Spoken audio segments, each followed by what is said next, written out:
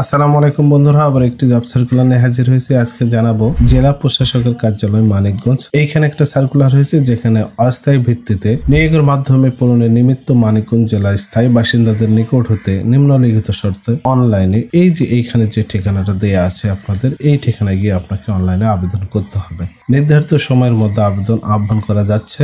Online ব্যতীত অন্য কোনো মাধ্যমে প্রেরিত আবেদন গ্রহণ করা হবে না। আপনারা শুধুমাত্র এখানে অনলাইন আবেদন করতে পারবেন। প্রথমে 1 নং অফিস সহকারী কাম কম্পিউটার মুদ্রাক্ষরিক 3 জন নেবে। 16 গ্রেডের চাকরি। এখানে শিক্ষাগত যোগ্যতা লাগবে। কোন স্বীকৃত বোর্ড হতে উচ্চ মাধ্যমিক সার্টিফিকেট বা সমমান পরীক্ষা উত্তীর্ণ এবং কম্পিউটার চালনায় দক্ষতা থাকতে হবে। 2 নং যে পদ বেঞ্চ সহকারী 1 জন নেবে।